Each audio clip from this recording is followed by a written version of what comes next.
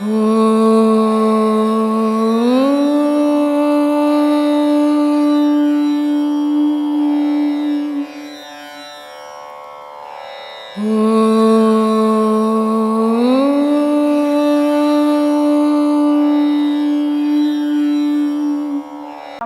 வந்திருக்க கேள்விகள் அனைத்தும் மனம் சார்ந்தப்பட்ட விஷயங்கள். எனக்கு பலவிதமான மனதை புரிந்து கொள்ளுதலே ஒரு அதுக்கே ஒரு கடினமான விஷயம்தான். மனசை புரிஞ்சு போச்சுன்னு சொன்னால் மனுஷன் கடவுளை மாறிடுவான். ஆமாம்.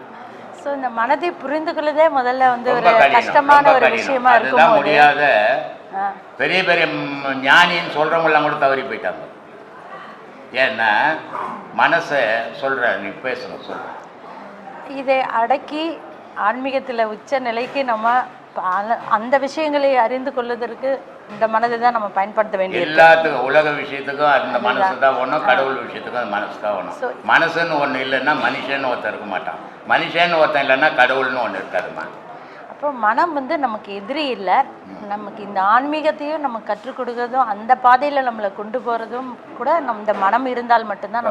நம்ம குழந்தைங்க இருக்குது இல்லை, அந்த குழந்தைங்கள என்ன பண்ணுறோம், நம்ம ஒருத்தருடைய மனம் நினைக்குது நம்ம குழந்தைங்க நல்லா படிக்கணும், நல்ல வழியில் போகணும், நல்லதையே தெரிஞ்சுக்கணும் அப்படின்னு நினைக்குது.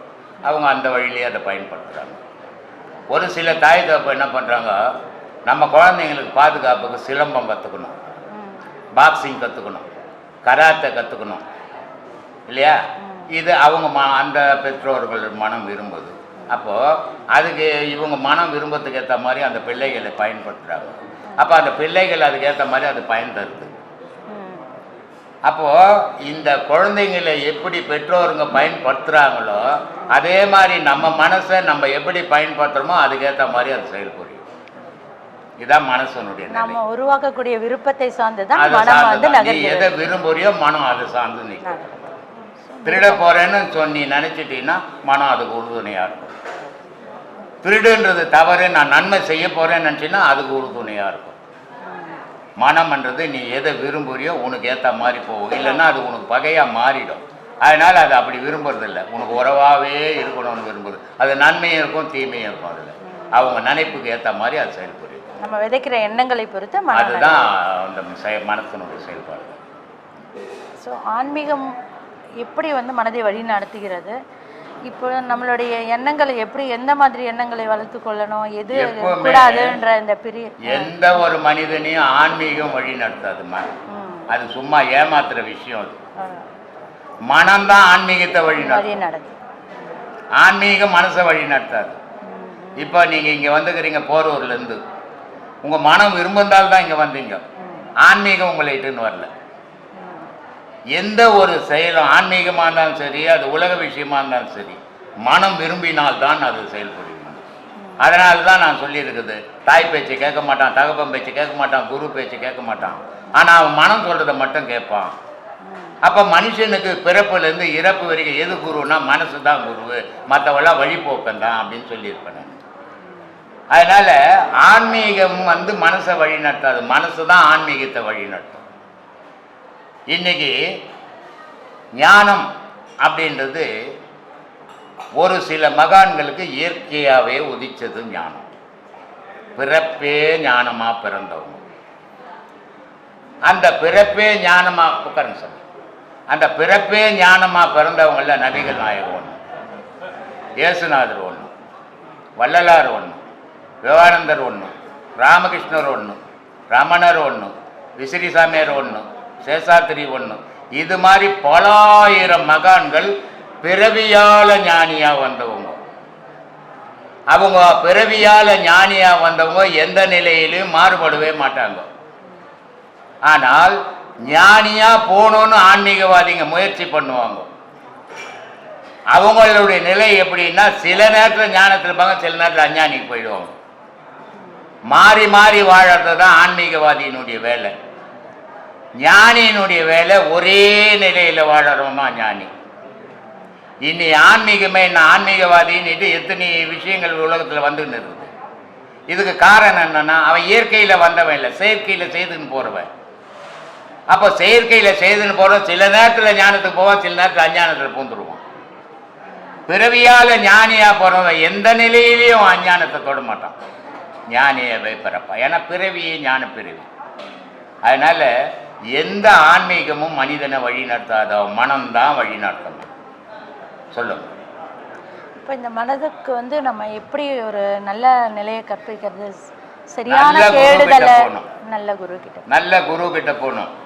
தாடி வச்சுக்கணும், கொட்டை போட்டுக்கணும், பெரிய பந்தா பண்ணா அவர் நல்ல குருன்னு போனார்னா இவர் மாட்டிப்பார். ஒரு நல்ல குரு எப்படி இருப்பான்னு முதல்ல அதை தெரிஞ்சுக்கணும் நம்ம. ஏன்னா இன்னைக்கு உலகமே அந்த கேள்வியில தான் இருக்குது. வள்ளலாறு பார்த்தீங்களா என்ன போட்டுன்னு இருந்தாருன்னு? ஒரு துணியை போட்டு அவர் உடலே உலகத்துக்கு தெரியாத மூடிக்கின்னு இருந்தார்.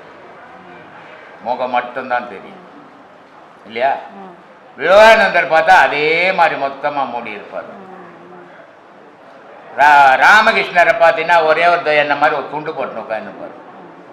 ரமரரை பார்த்தீங்கன்னா ஒரே ஒரு கோமணம் கட்டின்னு இருப்பார். இவங்கெல்லாம் ஞானிகள். ஆனால் இன்னி ஆன்மீகவாதிங்க பார்த்தீங்களா பெரிய பெரிய ட்ரெஸ் போடணும். இயேசுநாதரை பார்த்தீங்கன்னா கீழே ஒரு துண்டு, மேலே ஒரு துண்டு, ஒரு ஆட்டுக்குட்டி. ஏன்னா ஒரு மகான், பிறவியிலேயே மகான். ஆனால் இன்னைக்கு அந்த இதில் இருக்கிறவங்க யாராவது வேஸ்ட்டு கட்டுவானா?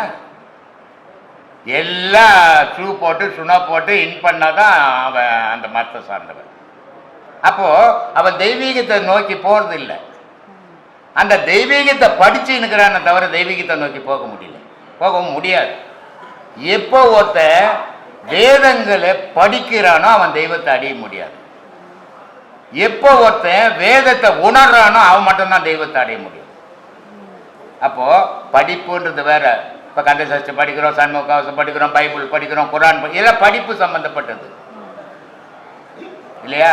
மௌனத்தில் படிக்கணும், அதுதான் ஞான படிப்பு. அதை படிக்க முடியாது, கஷ்டம். அப்போ இயற்கையான ஞானி வேற, செயற்கையில ஞானி ஆகணுன்ற வேஷம் போடுறோம் வேற. அப்போ இயற்கையான ஞானி எப்படி இருப்பான்? எந்த வித ஆடம்பரமும் இல்லாமல் இருப்பான். அப்போ தெரிஞ்சுக்கிறான் இவனுக்கு எந்த வித ஆடம்பரம் இல்லை, எவ்வளோ இருந்தாலும் எவ்வளோ புகழ் இருந்தாலும் இவன் உண்மையை சொல்லி கொடுக்குறான்னு போகணும். ஆனால் பகுட்டாக இருக்குது, புகழாகுது, கூட்டம் கூடுதுன்னு போனாக்கா நம்மளும் அதே மாதிரி இருந்துட்டு போகணும். நேற்று ஒரு அம்மா சொல்கிறாங்க, 30 வருஷம் ஒரு இடத்துல இருந்தேன் சாமி, ஒரு தெளிவும் இல்லை எனக்கு. ஆரம்பித்த காலத்துலேருந்து இப்போ வரைக்கும் இருந்தேன் நான். 65 வயசாகி போச்சு, எனக்கு ஒரு தெளிவு இல்லை. எழுதுனாங்க, அப்போ இக்கு புள்ளி வைக்கணும் இல்லையா? அப்போ தானே அது இக்கு ஆகும் அப்படின்னாங்க. நான் சொன்னேன், ஏதுன்னு ஒருத்தம்மா வைக்கணும், அடுத்தவங்க வந்து வைக்கக்கூடாது அதுக்கு அப்படின்னு இல்லையா? அப்போ ஏதனோருக்கு வைக்க தெரியல இக்கு. அப்படிப்பட்ட ஆளுக்கிட்ட போனாக்கா இப்படி தான் ஆகும் அப்படின்னு. அந்த மாதிரி ஞானம்ன்றது பிறவியில் வர்றது ஒன்று, செயற்கையில் வர்றது ஒன்று. நீங்கள் வெளிக்கணிப்பை பற்றி சொன்னீங்க. வெளிக்கணிப்பில் அது தவறாக கூட இருக்கலாம். உள்முகமாக நம்ம அந்த உணர்வு நிலையில் எப்படி ஒரு குரு பக்கத்தில் இருக்கும்போது எந்த மாதிரியான உணர்வு நிலையில் அவன் நாட்கள் குரு பக்கத்தில் இருக்கணும்னு அவசியமே கிடையாதும்மா. குருவை நீ பக்கத்தில் வர வச்சுக்கணும் உள்நிலையில். எந்த குருவோ சீடனை நோக்கி போகவே கூட, போனான்னா அவன் குருவே கிடையாது. குரு இடத்துல தான் நிற்கணும். சீடன் தான் குருவை தேடி போகணும், குரு அவனை தேடி போகக்கூடாது. காசு கோசமா பணசு கோசமா அவன் ஊடா தெரியிறான்னா அவன் நல்ல குருவாக இருக்க முடியாது. குருன்ற உட்கார்ந்தத்தில் இருந்தால் தான் குரு. ஊரெல்லாம் சுற்றுருவன் குரு இல்லை. அந்த பக்கத்தில் உட்கார்ந்த குரு இருக்கிற குருவை உட்கார்ந்துருக்கிற குருவை தான் பக்கத்தில் நினைவாலே வர வச்சுக்கணும். அவன் தான் நல்ல சீடன். ஆனால் அந்த மாதிரி வர வச்சுக்க முடியாது. ஏன்னா அப்படி வர வச்சுக்கிற நிலைக்கு இவன் மனநிலை போச்சுன்னா உலக வாழ்க்கையை எழுந்துருவான். அதனால குரு இல்லைன்னாலும் பரவாயில்ல, உலக வாழ்க்கை வேணுன்றதுக்காக மனிதன் வாழ்ந்துன்னுக்கிறான் இன்னைக்கு. ஏன்னா புகழுக்காகவே வாழறான், பணத்துக்காகவே வாழறான், பாசத்துக்காகவே வாழறான். இவன் எப்படி ஆன்மீகத்தில் வர முடியும்? நேற்று கூட ஒருத்தர் என்கிட்ட இங்கே வந்து ஆசிரமத்தில் பேசுனாங்க, நாங்கள் மனவள கலையில் இருந்தோம் சாமி அப்படின்னு. ரொம்ப சந்தோஷமான. நீங்கள் பேசுனா அவர் பேசுகிறார், நான் பேசுன பேச மாட்டார். அவர் வேறு பேசுவார், நான் வேறு. என்ன மாதிரி யாரும் பேச மாட்டாங்க, நான் யாரை மாதிரியும் பேசுறதில்லை. ஏன்னா நான் சொல்கிறது மனத்தை அழிச்சிடுன்னு நினைக்கிறேன், அவர் மனத்தை வளர்த்துடுன்னு சொல்கிறாரு. மனத்தை வளர்த்தா உலகத்தில் ஆரோக்கியமாக வாழலாம், மனத்தை அழிச்சா கடவுளோட வாழலாம். இதாம்மா வாழ்க்கையினுடைய வித்தியாசம். மனதை அடக்கணும்ன்றீங்களா? அழிக்கணும். நான் எடுத்த உடனே அழிச்சா நீ அழிஞ்சிடுவேன். அதை மொல்ல அடக்கி அழிக்கணும். எடுத்த உடனே அழிச்சா நம்மளே அழிஞ்சிடுவோம். ஆனால் அதை வளர்க்கவே கூட, ஏற்கனவே வளர்ந்து கப்பும் கலையுமா ஊரெல்லாம் போற வரணும்லாம் சண்டை வச்சுங்குது. அதை இன்னும் வளர்த்தா என்ன ஆகும்? விபரீதம் தான் வரும். அப்போ ஒவ்வொரு கலையா கழிச்சு வந்து கடைசியாக அடியை வெட்டணும். எடுத்த உடனே அடியை வெட்டினா பக்கா கக்கத்துக்கு மேலாம் வந்து நாசனம் பண்ணிட்டோம். இதுதான் ஆன்மீகம். அடியை வெட்டணும்னா அனுபவங்கள் தான். ஆமா, காலம் வேணும் அதுக்கு. எடுத்த உடனே செய்யற விஷயம் கிடையாது. அது ஒரு பிறவியில செய்தற விஷயம் கிடையாது. பல பிறவிகள் தேவைப்படும். அது வரைக்கும் நீ காத்திருக்கணும். நீங்க சொன்ன மாதிரி அனுபவங்கள் தான் நம்மள அனுபவங்கள் தான் வாழ்க்கை. அனுபவங்கள் தான் வழி நடத்தும். அனுபவங்கள் தான் நிம்மதியை தரும். அனுபவங்கள்ல இருந்து கற்றுக்கொள்றது வேற. ஆனா அனுபவங்கள் திரும்பி திரும்பி அதே அனுபவம் தான். இப்போ முதல்ல கூட கொஞ்ச நேரத்துக்கு முன்ன கூட பேசினேன். ஒவ்வொரு மனிதனுடைய வாழ்க்கையிலையும் அவமானங்கள். அரசியல்வாதியிலேருந்து அன்னாட சோத்துக்கு வழி இல்லாத வரைக்கும் பிச்சை எடுக்கிறான். ஒரு வீட்டில் போடுறான், சந்தோஷமா வாங்குறான். அதே பிச்சை போற ஒரு இடத்துல திட்டுறான், அவனை அவமானப்படுத்துறான். பிச்சைக்காரன்லேருந்து இன்னைக்கு அரசன் வரைக்கும் அவமானப்பட்டு தான் வாழ முடியும். அவமானம் இல்லாமல் ஒருத்தன் கூட உலகத்தில் வாழவே முடியாது. ஆனால் அந்த அவமானத்தை மனசுல மறக்கக்கூடாது, நினைவா வச்சுக்கணும். இந்த அவமானம் ஏன் நேர்ந்தது நமக்கு அப்படின்னு அந்த அவமானத்தை வச்சான்னா அவன் வாழ்க்கைக்கு முன்னேறதுக்கு வழிவகுக்கும். அந்த அவமானத்தை மறந்தான்னா திருப்பி அவமானப்படுவான். இப்போ வறுமை, நோய், அவமானம் இதெல்லாம் தான் நம்மளோட. அவமானம் வேற, வறுமை, நோய் வேற. இதெல்லாம் நம்மளை வந்து ஆமா, எல்லாமே ஒவ்வொரு நேரத்துலயும் ஒவ்வொரு விஷயத்துல ஒவ்வொரு அனுபவங்கள் கிடைச்சிக்கினே இருக்கும். இப்போ அடுத்தவன் ஒரு இப்போ பக்கத்து வீட்டில் ஒரு சாவு நடக்கும். நம்ம வீட்டில் சாப்பாடு செய்து சாப்பிட்டு நல்லா நம்ம சந்தோஷமாக தான் இருப்போம். சாவு எடுக்கும்போது ஒரு 10 ரூபாய் கொடுத்து ஒரு மாலை போட்டு அங்கே போயிட்டு வந்துடுவோம் இல்லையா? இது பக்கத்து வீட்டு சாவு, மரணம் இல்லை. ஆனால் அதே மரணம் நம்ம வீட்டில் நடக்கும்போது, சரி மரணம் இயற்கை, நம்ம சாப்பாடு சாப்பிடுவீங்களா? முடியாது. ஏன்னா அந்த மாதிரி ஒவ்வொரு வலியும் இருக்குது. ஒவ்வொன்றுலையும் அவமானத்தில் ஒரு வலி இருக்குது, பசியில் ஒரு வலி இருக்குது, வறுமையில் ஒரு வலி இருக்குது. இந்த வலிகள் வந்து அனுபவத்தை கொடுக்கும் மனுஷன். அந்த வலியிலேருந்து நம்ம எப்படி கடக்கணும்? இது அடுத்தவனுடைய வலியை சிந்திச்சுன்னா உனக்கு வலி தெரியாது. நீ அனுபவிக்கும் போது தான் அனுபவம் கிடைக்கும் இல்லையா? அந்த அனுபவம் தான் உனக்கு நிலையானதா நிற்கும். கண்ணில் பார்த்தது, காதில் கேட்டது, வாயில் படித்ததெல்லாம் அனுபவமாக நிற்காது. நீ அனுபவிச்சது தான் நிஜம். ஏன்னா பார்த்தது, கேட்டது, படித்ததெல்லாம் மிகைப்படுத்தி இருக்கும். ஆனால் உன் வாழ்க்கையில் நடந்ததை மிகைப்படுத்தவே இல்லை. உண்மை அது, அதை மறுக்கவே முடியாது. அதுதான் வாழ்க்கையினுடைய அனுபவமே. சொல்லுமா. இந்த மனம் வந்து எண்ணங்கள் பின்னாடி எப்பவுமே முஞ்சல் ஆடிக்கிட்டே இருக்கு. இதை வந்து நம்ம தியான முறைன்ற பற்றி உங்களுடைய அபிப்பிராயம் என்ன? தியானம் எந்த விதத்தில் அது மனதுக்கு உகந்ததாகுது? எந்த விதத்தில் அது ஆன்மீகத்தில் நம்மளை உயர்த்தி செல்றதுக்கு உதவுமா?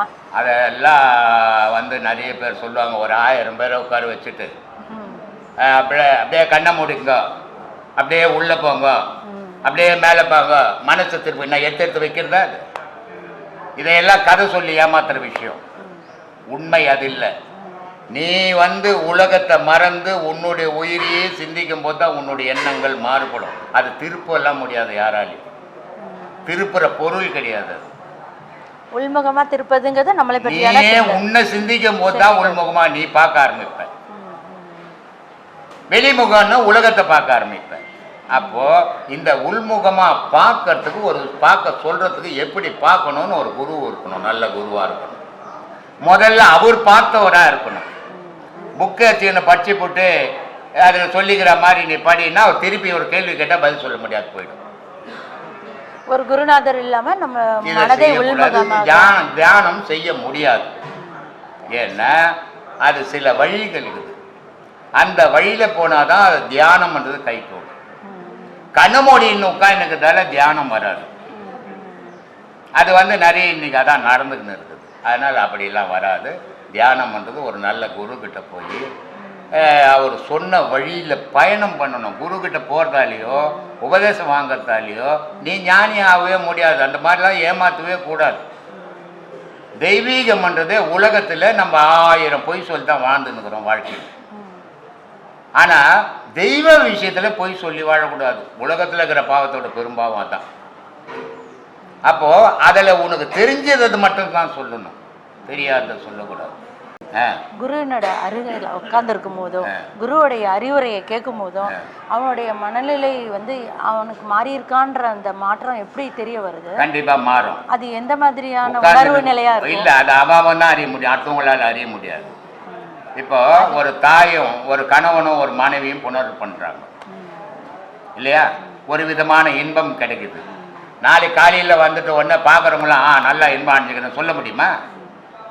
முடியுமா? அந்த மாதிரியான விஷயம் இது. தனக்குள்ளவே தான் அடைகிற இன்பத்தை அடுத்தவனால அறிய முடியாத விஷயம். அப்படி இங்கே ஒவ்வொருத்தருமே நான் பேசும்போது அறியிறாங்க. ஆனால் இந்த செவுத்தை தாண்டினவொடனே நான் இங்கே பேசுறதே மறந்துட்டு பொண்டாட்டி மேலேயும் புள்ள மேலேயும் அப்பா மேலேயும் அம்மா மேலேயும் போயிடுது.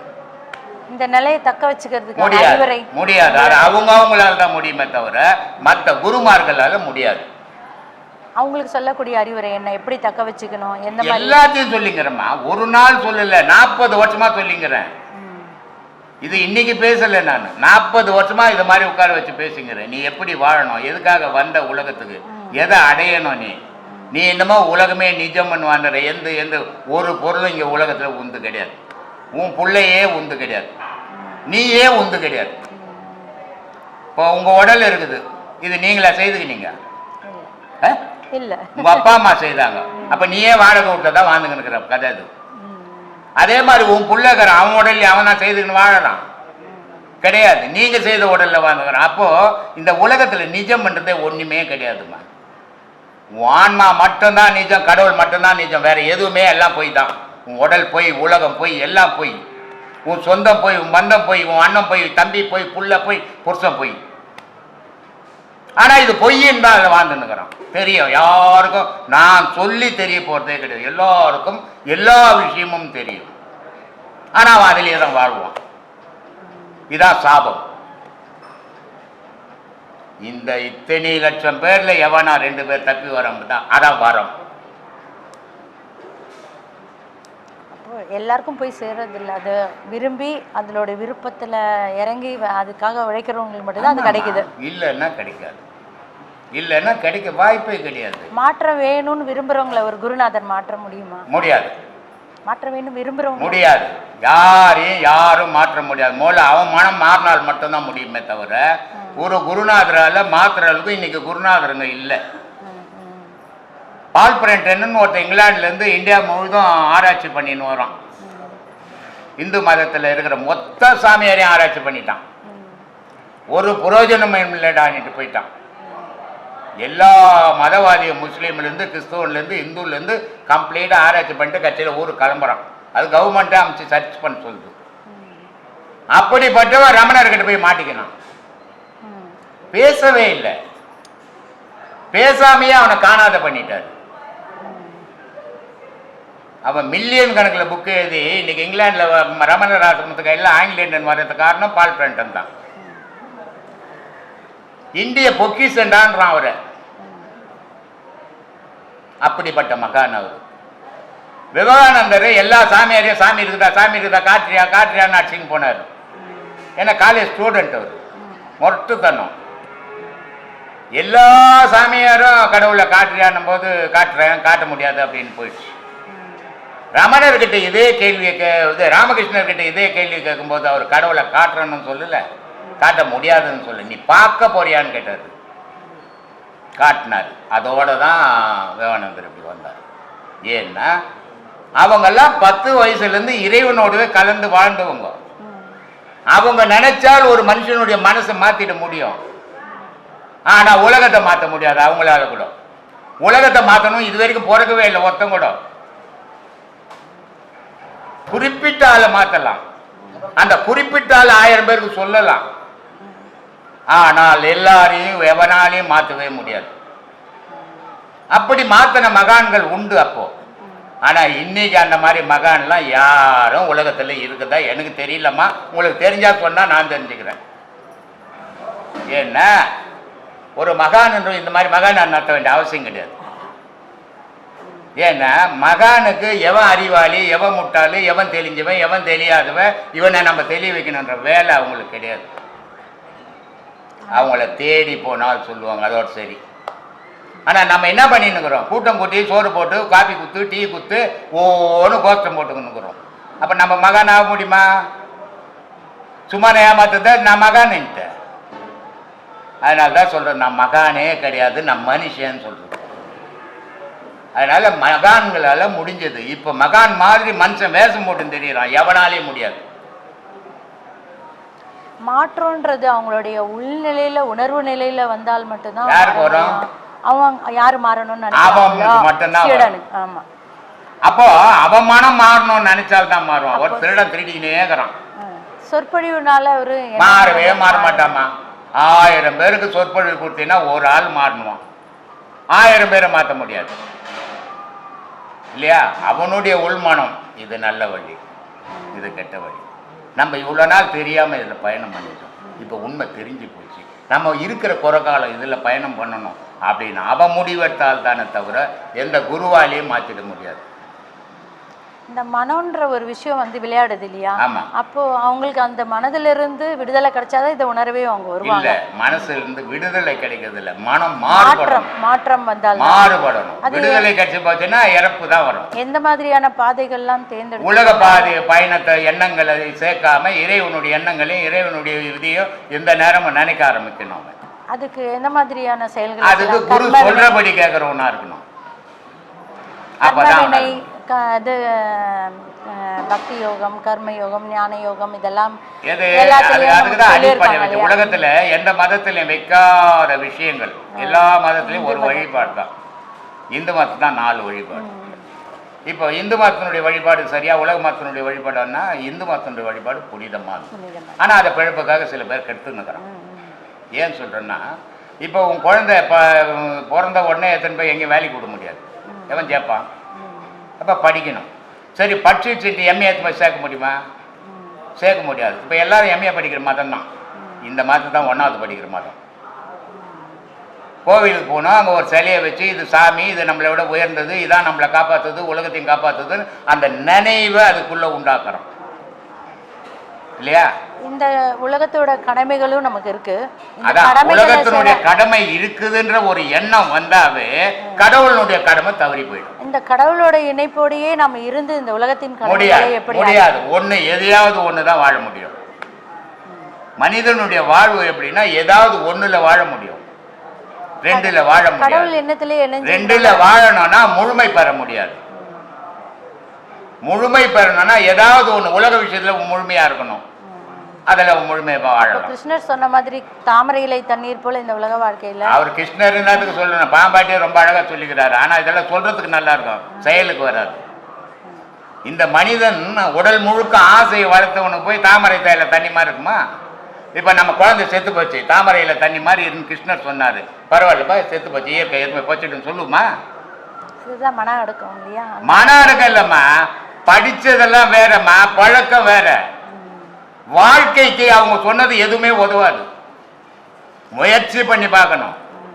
இந்த உலகாயுத வாழ்க்கை இழுத்துட்டே தான் இருக்கு. உலக வாழ்வு வானான்னு வந்தான் பத்தியா, அவனுக்கு மட்டும் சாத்தியம், மற்ற யாரும் எவனுக்கும் சாத்தியம் கிடையாது. இப்ப நான் எது கத்துறோம் இங்க? என்ன நான் பொது தொண்டா செய்துங்கிறேன்? இது என்ன தர்ம வழிபாடா நடத்துறேன்? காசு கோசம் கத்திங்கிறேன், புகழுக்காக கத்திங்கிறேன். இல்லைன்னா நான் எங்க வீட்டுல படுத்துனுக்கலாமே. என்னுடைய புகழ் உலகம் தெரியணும், அதனால மீடியாவில் கத்துறேன், அதனால உன்னை கேட்க சொல்றேன். இவ்வளவு பேர் பார்க்கறான், மீடியாவில் பார்க்கலாம், இவ்வளவு பேர் இங்க வரப்போறது இல்லை.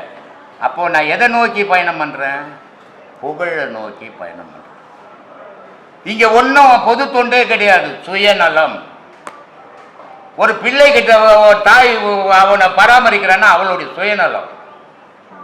ஒரு கணவன் கிட்ட மனைவி ரொம்ப அந்நியமாக்குறான்னா அவளுடைய சுயநலம். ஒரு பிள்ளை தாய்கிட்ட அன்பா இருக்குன்னா அவன் அந்த குழந்தையினுடைய சுயநலம். உலகமே ஒரு சுயநலம், இறைவனே ஒரு சுயநலவாதி. அவன் சுயநலவாதியா இருந்தா என்ன படிக்க வேண்டியதில்லை, நான் கத்த வேண்டியதில்லை, அவனை பத்தி பேச வேண்டியதில்லை இல்லையா? உலக வாழ்வே சுயநலத்தில் ஏங்கிக்கினது. இங்க எங்க பொது நலங்குது? எப்படி பார்க்குற? நம்மளை பற்றி தான் சொல்லிக்கிறாங்க. ஏன்னா 4 ஒரு மேனி பொழுதொரு வண்ணம் தான் நம்மளோட கோலமே. பட்டு வேட்டி பட்டு சட்டை கட்டினா ஒரு நாள் மாப்பிள்ளை ஆகிடுவோம். எதுவும் இல்லை கிழிஞ்ச துணி போட்டோம்னா பிச்சைக்காரன் ஆகிடுவோம். அப்போது போடுற உடுப்புக்கு ஏற்ற மாதிரி நம்ம பாவனையே வந்தது. பாவனை வந்து இல்லை சாமி, ஒரு நல்ல மிடுக்கான ஒரு ட்ரெஸ்ஸு போட்டவுடனே நம்மளை அறியாமல் உடம்புல ஒரு கம்பீரம் வருது. ஒன்றும் இல்லாத ஒரு விஷயத்துக்கு பாவனை வருது. அப்போ நீ எப்படி பாருக்கணும்? அவர் சொல்கிறாரு, அலைவாயில் பூடு போலும் ஆனை வாயி கவலம் போலும், வளைவாயில் மிருகம் போலும் மயங்கி அலைந்தாய் நீதான். நீ எப்படியாப்பட்ட ஆள் தெரியுமா? அலைவாயி பூடு போல ஒரு துரும்பு அலைவாயில் துரும்பு போனால் அது என்ன எதிர்த்து நிற்குமா? எதிர்த்து நிற்காதுப்பா. இந்த உலகம் அலைக்கடல் மாதிரி, அதோட மாயையோட பலம் பெருசு. நீ அதுக்கு முன்னாடி ஒரு துரும்பு போலப்பா, உன்னால் நிற்க முடியாது. ஆனை வாய் கவலம் போடும். நீ போய் அப்படியே இருமான்னு போய் நின்னா ஏன்னா என்ன பண்ண, ஒரு கவலத்தை இவ்வளோ பெரிய உருண்டையா அப்படி ஒன்றும் இல்லாமல் வாயில் போட்டு மெல்ற மாதிரி இந்த உலகம் உன்னை ஒன்றும் இல்லாமல் போட்டு முழுங்கினடா. புரிஞ்சுக்கோ, உங்ககிட்ட ஒன்றும் இல்லை, உனக்குள்ளே ஒன்று இருக்குது, அதுக்கிட்டேயே எல்லாம் இருக்குது. வளைவாயில் மிருகம் போலும். ஒரு மிருகம் காட்டில் இருக்கும்போது எதை ஒன்று அடித்து வேட்டையாடும். அவ்வளோ பலம் உள்ள ஒரு மிருகம் காட்டில் இருக்கிற வரைக்கும் தான். அதுவே ஒரு வலைக்குள்ளே போய் மாட்டிச்சுன்னா எதை ஒன்றா வேட்டையாட முடியுமா? எப்படா தப்பிச்சு போகலான்னு போராட்டம் மட்டும்தான் மிஞ்சம். உன் கதையும் அது மாதிரி தான். எதையிலையும் நீ சிக்கி தவிக்காத வரைக்கும் தான் உன்னோட திமிரும் உன்னோட ஆணவம் நானுன்ற அகங்காரம் மட்டும்தான்.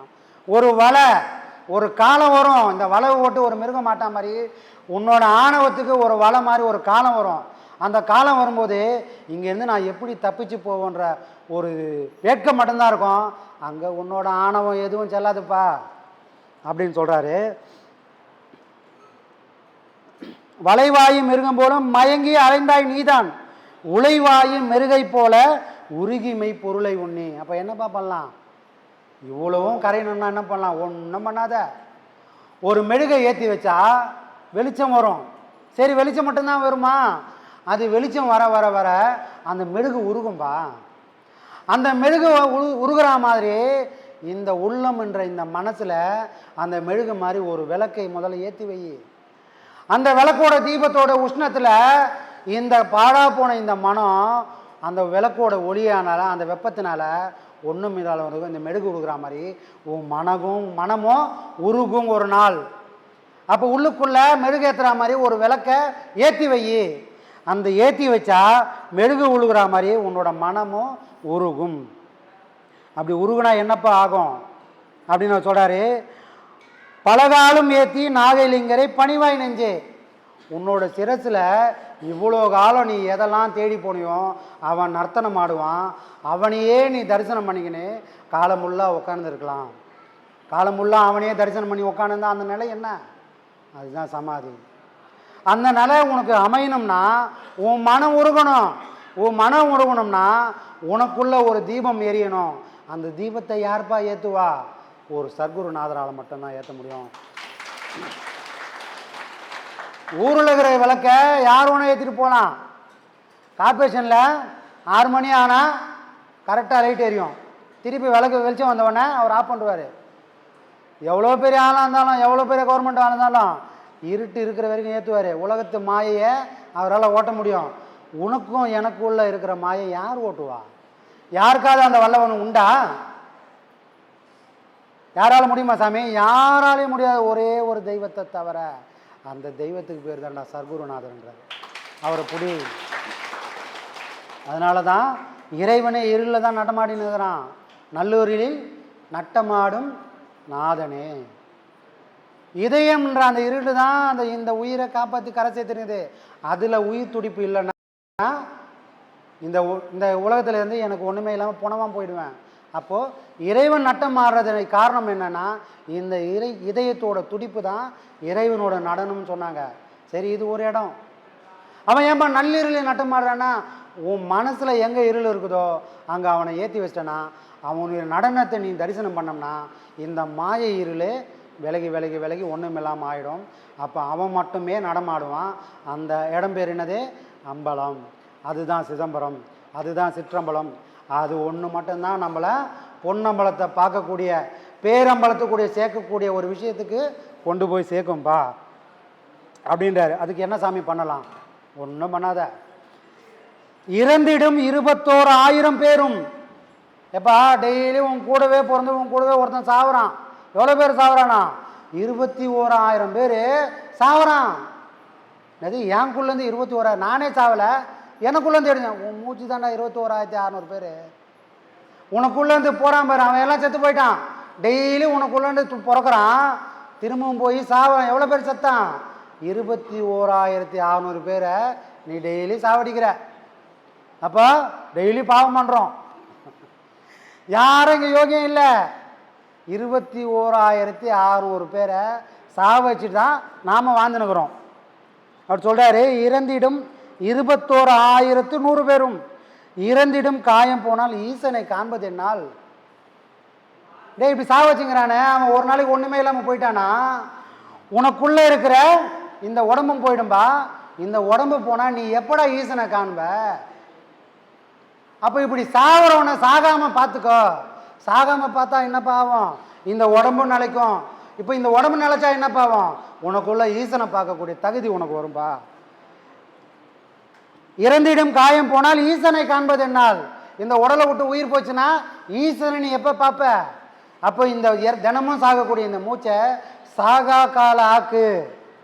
மறந்திடாத அறிவால் மூலவாசியை மேலேற்றி. இந்த உண்மையை புரிஞ்சுக்கின்னு சாகக்கூடிய இந்த மூச்சை சாகா காலாக்கி மூலவாசி தண்ணில் ஏற்றி சிறந்த சிற்பரத்து நாகை லிங்கரை தரிசிப்பாய் நெஞ்சே. அப்போ தினமும் கொலை பண்ணுறோம். எவ்வளோ பேரை கொலை பண்ணுறோம்? 21,600 பேரை கொலை பண்ணுறோம். கொலை பண்ணுறதை நம்மளால் நிறுத்த முடியாது. தயவு செஞ்சு கொலையை குறைச்சிக்கலாம். அதையாச்சும் முதல்ல பண்ணுவோம். கொலையை முதல்ல குறைப்போம், அப்புறமா சுத்தமாக கொலையே பண்ணாமல் ஒரு பேரின்ப வாழ்க்கையை வாழ்வோம். அப்போ எவ்வளோ பெரிய கொலைகாரன் பாருங்க. உலகத்தே பெரிய கொலைகாரனே நாம தான், இவங்களோட கணக்கு பண்ணி பார்த்தா. சரிங்களா? அப்போது தினமும் சாகக்கூடிய இந்த மூச்சை சாகா கால் ஆக்கக்கூடிய, சாகாத மூச்சை ஆக்கக்கூடிய பக்குவத்துக்கு நாம் கொண்டு போனோம். அப்போ வெளியே போகிற மூச்சை எனக்குள்ளே ஓட வைக்கணும். எனக்குள்ளே மூச்சு ஓடனா என் மனம் எனக்குள்ளே ஓடுவோம். எந்த மனம் எனக்குள்ளே ஓடுவதோ அதுவே எனக்குள்ளே இருக்கக்கூடிய இறைவனையும் காட்டக்கூடிய வல்லமை அடையும். வெளியே போகிற மூச்சு கண்ணாடியில் பாதரசம் போட்டா மாதிரி என்னை காட்டவே மாட்டேங்குது, அழுக்கு மாதிரி மூடி கிடக்குது. ஆனால் உள்ளுக்குள்ளே ஓடுங்கன்னா சுத்தமான கண்ணாடி மாதிரி நான் அது போய் எப்போ நின்னாலும் என்னை அப்படியே படம் போல் அது காட்டும். சரிங்களா? அப்போ மனம் சுத்தப்படுத்துவதே என்னை எப்படி சுத்தப்படுத்த முடியும்? இந்த மூச்சினால் மட்டும்தான் சுத்தப்படுத்த முடியும். அதை சுத்தப்படுத்தக்கூடிய ஒரு பொருள் இந்த உலகத்தில் ஒன்றை படைச்சிக்கிறான்னா அந்த ஒரே ஒரு பொருள் நம்ம கிட்ட இருக்கிற அந்த மூச்சு மட்டும்தான். வேறு பொருளால் அதை சுத்தப்படுத்தவே முடியாது. அப்போ மூச்சினோட ரகசியமே நம்மளோட ஆன்மாவை கரசகத்துக்காக வந்தது தான். இங்கே எதையும் அனுபவிக்கிறதுக்காக அது வரலை. எப்படியாவது நான் உன்னோட ஓடி ஓடி ஓடி உன்னை காப்பாற்றிடும்பா. அப்பா சொல்கிற மாதிரி தான் அது நம்மளுக்கு சொல்லிங்க. அப்பா சொல்லுவார், டேய் நான் எப்பாடுபட்டாலும் பரவாயில்ல. அம்மா சொல்லுவாங்க, நான் எப்பாடுபட்டாலும் பரவாயில்ல, உன்னை எப்படியா ஒரு பெரிய ஆள் ஆக்கிறேன் அப்படின்னு ஒரு வீட்லேயும் ஒரு அப்பா அம்மா எப்படி சொல்கிறாங்களோ அதே மாதிரி தான். இனி மூச்சு நான் நல்லா இருந்தேன்னா நிதானமாக ஓடுது மூச்சு. ஒரு கோபத்தில் மேல் மூச்சும் கீழ் மூச்சும் வாங்குது. காபம் அதிகமாகனா தலைக்கு ஏறுது. ஆத்திரம் வந்ததுன்னா மேல் மூச்சும் கீழ் அப்படியே ஹார்ட் அட்டாக்காக வந்த மாதிரி ஆகுது. டேய் இவ்வளோ பண்ணுறியே, இவ்வளோயும் கடந்து நான் உன்னை தாங்கி பிடிச்சினுக்கிறேன்டா. யார் தாங்கி பிடிச்சினுக்குது? சாட்சாத் இந்த ஒன்றுமே நம்ம திரும்பி பார்க்காத இந்த மூச்சு மட்டும்தான். நாம் இவ்வளோ அலங்கோலமாக இருந்தால் கூட அது நம்மளை நிறுத்தாமல் பார்த்துக்குது. அப்போ அந்த மூச்சுக்கு நாம் ஒரு நாளாச்சும் மரியாதை கொடுத்து உக்காரணும்ல. எந்த மூச்சுக்கு? அந்த மூச்சு தான் என்னை வாட வைக்குது. நான் போடுற சாப்பாடு அதை வாட வைக்கல. நான் சேர்த்து வச்ச சொத்து சுகம் என்னை காப்பாற்றலை. என் மூச்சு மட்டும்தான் என்னை காப்பாற்றின்னு இருக்குது. அது போகிறதுக்குள்ளே அதை நினச்சி கடவுளை பற்றி நினச்சி பார்க்க வேணாம். என்னை காப்பாற்றிக்கிற மூச்சை நினச்சிக்கின்னு ஒரு மணி நேரம் நான் உக்காந்தான் அந்த மூச்சு என்னை காப்பாற்றாதா? காப்பாற்றுமா? காப்பாற்றாதா சாமி? காப்பாற்றும். அந்த வல்லமை அந்த மூச்சுக்கு உண்டு.